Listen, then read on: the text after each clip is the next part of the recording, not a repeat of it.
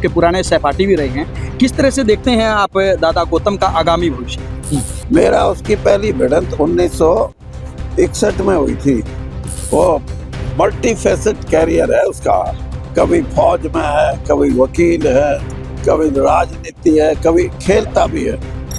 ठीक है, अपने मत का आदमी है, जो इसके मत में आती है करता वही है, लेकिन डरता नहीं किसी से, ये अच्छी बात है। चौधरी साहब, आपकी तरह बेबाक है, जो मन में आती है वही बोलते हैं। कल भी ये कार्यक्रम था, उस कार्यक्रम के अंदर भी सीएम साहब को लेकर भी बहुत सारी बातें कही। नहीं, वो तो उनकी मर्जी है, मेरे से क्या पूछते हो, उसी से पूछो भाई। बेबाकी के बारे में पूछ रहे। नहीं, बेबाकी वही बताएगा, उसकी बेबाकी भी अजीब किस्म की है।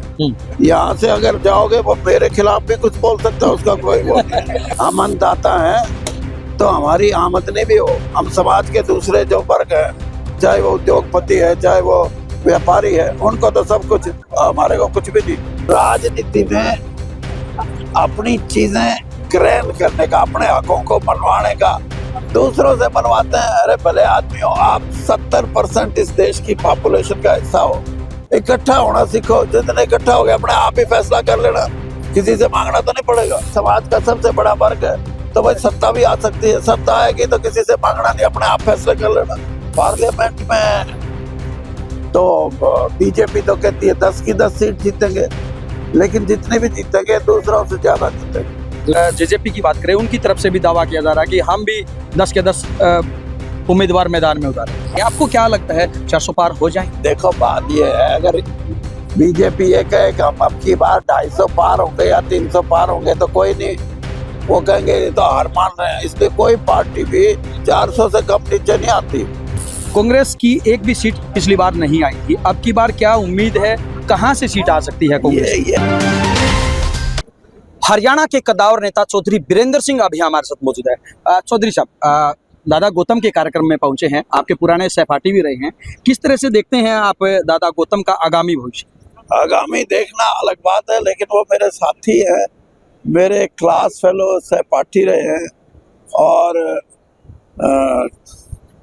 वो मल्टी फेसेट कैरियर है उसका, कभी फौज में है, कभी वकील है, कभी राजनीति है, कभी खेलता भी है। मेरा उसकी पहली भिड़ंत 1961 में हुई थी, जब मैं 9वीं जमात में था। ये हिसार जिले से क्रिकेट का मैच खेलने आया था, फास्ट बॉलर, और मैं था रोहतक से, मैं बैट्समैन था।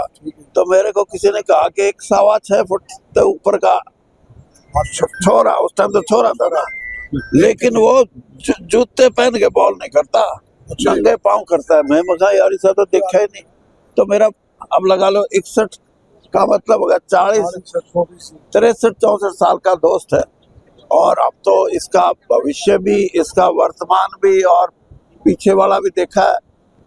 ठीक है, अपने मत का आदमी है, जो इसके मत में आती है करता वही है, लेकिन डरता नहीं किसी से, ये अच्छी बात है। चौधरी साहब, आपकी तरह बेबाक है, जो मन में आती है वही बोलते हैं। कल भी ये कार्यक्रम था, उस कार्यक्रम के अंदर भी सीएम साहब को लेकर भी बहुत सारी बातें कही। नहीं, वो तो उनकी मर्जी है, मेरे से क्या पूछते हो, उसी से पूछो भाई। बेबाकी के बारे में पूछ रहे। नहीं, बेबाकी वही बताएगा, उसकी बेबाकी भी अजीब किस्म की है। यहाँ से अगर जाओगे वो मेरे खिलाफ भी कुछ बोल सकता है, उसका कोई वो नहीं। अच्छा चौधरी साहब, आने वाले समय में राजनीतिक समीकरण कैसे रह सकते हैं? राजनीतिक समीकरण हरियाणा में चुनाव अभी तो पार्लियामेंट के होंगे जी। पहले मेरा अंदाजा ये था 2-3 महीने पहले कि शायद हरियाणा असेंबली और पार्लियामेंट का चुनाव हरियाणा में इकट्ठा हो, लेकिन अब वो संभावनाएं नहीं है। तो पार्लियामेंट में तो बीजेपी तो कहती है 10 की 10 सीट जीतेंगे, लेकिन जितने भी जीतेंगे दूसरों से ज्यादा जीतेंगे। वहीं अगर हम जेजेपी की बात करें, उनकी तरफ से भी दावा किया जा रहा है कि हम भी 10 के 10 उम्मीदवार मैदान में उतारेंगे। हाँ, तो वो तो पता नहीं कौन कौन उतारेगा। आप पार्टी भी उतारेगी, इनेलो भी उतारेगी, बीएसपी भी उतारेगी, जेजेपी भी उतारेगी, और कोई पी हो तो वह भी बताते, वह भी उतार देगी। चौधरी साहब, आपको राजनीति का बहुत लंबा अनुभव है। पहले 75 पार की बात की गई थी, हरियाणा में 40 सीटें रह गई थी, अब की बार 400 पार की बात कही जा रही है। आपको क्या लगता है 400 पार हो जाएंगे? देखो, बात ये है, अगर बीजेपी ये कहे कि हम अब की बार 250 पार होंगे या 300 पार होंगे तो कोई नहीं, वो कहेंगे ये तो हार मान रहे हैं। इसलिए कोई पार्टी भी 400 से कम नीचे नहीं आती। कांग्रेस से पूछ लेना, वो भी कहेंगे 400 पार। तो ये कोई गणित नहीं है कि ये कहा जाता है कि इसलिए कहा जाता है कि उसका कार्यकर्ता हौसले में रहे और हौसले से काम करे। कोई भी राजनीतिक दल का ये है। कोई राजनीतिक दल ये नहीं कहेगा कि हम चुनाव में तो आगे लेकिन इतने मजबूत नहीं है, कोई नहीं कहेगा। राजनीति की जहां तक बात आती है तो हर कोई चौधरी बीरेंद्र सिंह की बात पे आंख बंद करके विश्वास करता है। कांग्रेस की एक भी सीट पिछली बार नहीं आई थी, अब की बार क्या उम्मीद है, कहां से सीट आ सकती है कांग्रेस? ये तो देखो लोग बताएंगे कौन कहां से कांग्रेस की देगा, कौन बीजेपी की देगा। लेकिन मैंने आपको बता दिया कि भारतीय जनता पार्टी जो आज का गणित है उसमें ज्यादातर मजबूती से चुनाव लड़ रही है और ज्यादा सीटें भारतीय जनता पार्टी की आएंगी। हो सकता है 10 की 10 भी आ जाए और हो सकता है कि कांग्रेस की भी कोई एक आध सीट मिल जाए, 2 भी मिल सकती है। तो मैं दो कहाँ इसमें गणित नहीं, आप ये पूछोगे फिर कौन खड़ा होगा, मैं ये नहीं पूछा। ना मैं नहीं बताता। अच्छा एक बात और चौधरी साहब, भारत रत्न दिया गया है, हाँ। आपको नहीं लगता कि चौधरी छोटू राम जी को भी दिया जाना चाहिए? देखिए बात यह है कि चौधरी छोटू राम जी का तो आप इसलिए नाम ले रहे हैं कि वो मेरे नाना थे जी। लेकिन मैं ये कहता हूँ कि चौधरी चरण सिंह जी को, स्वामीनाथन जी को, इनको जो कृषि जगत में पहली ऐसी घटना है जिसमें हम ये कहेंगे कि पहलवानों से भी ज्यादा, पहलवानों के पास भी भारत रत्न के चांसेस है।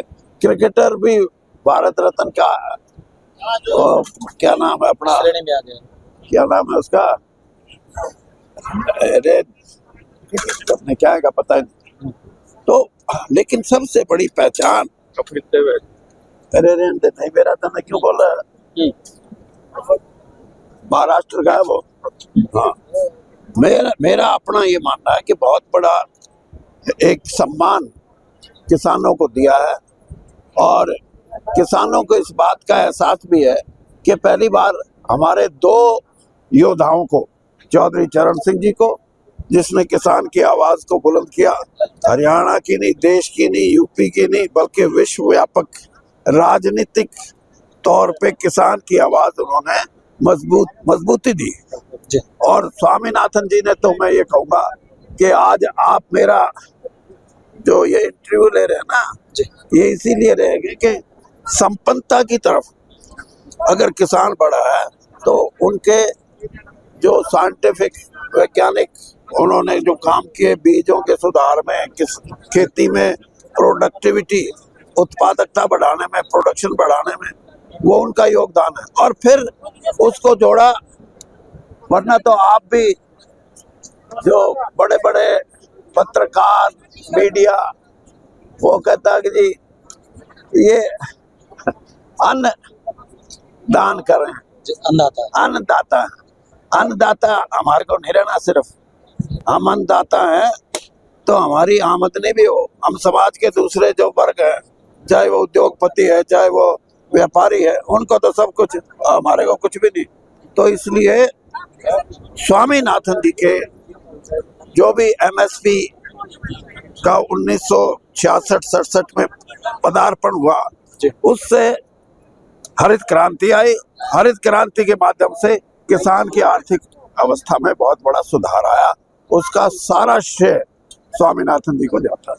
चौधरी साहब, आपने बात कही कि किसानों को भी उनका अधिकार है, वो केवल अन्नदाता ही ना रहे बल्कि बिजनेस भी करे, उनको भी मुनाफा ज्यादा से ज्यादा हो। लेकिन 13 फरवरी को एक बार फिर अन्नदाता दिल्ली कूच की तैयारी कर रहे हैं। हाँ देखिए, ये भी अन्नदाता को सोचना पड़ेगा कि राजनीति में अपनी चीजें ग्रहण करने का, अपने हकों को मनवाने का, दूसरों से मनवाते हैं। अरे भले आदमी हो, आप 70% इस देश की पॉपुलेशन का हिस्सा हो, इकट्ठा होना सीखो। जिस दिन इकट्ठा हो गया अपने आप ही फैसला कर लेना, किसी से मांगना तो नहीं पड़ेगा। नहीं, लेकिन अब आप किस तरह से देखते हैं? मैं इसी तरह से देखता हूँ कि किसानों को इस बात का गहराई से अध्ययन करना चाहिए। दिल्ली नहीं जाना चाहिए। मैं ये कहता हूँ कि किसान को राजनीतिक मजबूती के लिए इकट्ठा होना पड़ेगा। जब इकट्ठा होगे तो ज्यादा मजबूती आएगी। जैसे मैंने बताया, समाज का सबसे बड़ा वर्ग है, तो भाई सत्ता भी आ सकती है। सत्ता आएगी तो किसी से मांगना नहीं, अपने आप फैसले कर लेना। जी बिल्कुल। चौधरी वीरेंद्र सिंह जिस बेबाकी के लिए जाने जाते हैं वही बेबाकी आज भी देखने को मिल रही है। इनका साफ तौर से कहना है कि किसानों को अपने हकों के लिए इकट्ठा होना चाहिए और अपनी आवाज बुलंद करनी चाहिए। इससे भी एक कदम आगे इनका साफ तौर से ये कहना है कि किसानों को केवल अन्नदाता ही नहीं बल्कि बिजनेस की श्रेणी में भी आगे बढ़ना चाहिए। वीडियो जर्नलिस्ट मुश्ताक के साथ अजय लोहान, बिंदास रहे।